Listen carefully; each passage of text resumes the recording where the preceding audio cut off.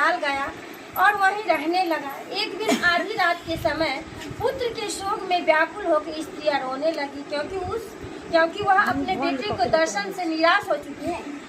उसका पुत्र मर चुका था। वह रोती हुई कहती है, हाय, मुझे बूढ़ी माँ के सामने मेरा बेटा मारा जा रहा है। इसका रुदन सुनकर राजा जितवाहन का तो मानो हृदय विदीर्ण हो गया। वह तत्काल उस स्त्री के पास गया और उससे पूछा, तुम्हारा बेटा कैसे मरा? बूढ़ी ने कहा, गरुड़ प्रतिदिन आकर गांव के लड़के को खा जाता है। इस पर दयालु राजा ने कहा, माता, अब तुम रो मत, आनंद से बैठो, मैं तुम्हारे बच्चे को बचाने का यत्न करता हूँ। ऐसा कहकर राजा उस स्थान पर गया। वहाँ गरुड़ आकर प्रतिदिन मांस खाया करता था। उसी समय गरुड़ भी उस पर टूट पड़ा और राजा के शरीर का मांस खाने लगा। जब अतिशय तेजस्वी गरुड़ ने राजा का बायां अंग खा लिया तो झट राजा ने अपना दाहिना अंग फेंककर गरुड़ के सामने कर दिया। यह देखकर गरुड़ जी ने कहा, देव योनियों में तुम कौन हो? तुम मनुष्य तो नहीं जान पाते। अच्छा, अपना जन्म और कुल बताओ।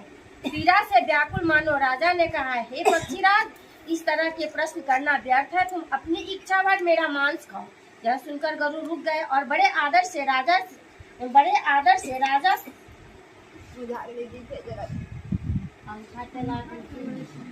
के जन्म और कुल की बात पूछने लगा। राजा ने कहा, मेरी माता का नाम सौम्या और पिता का नाम शालिवाह है।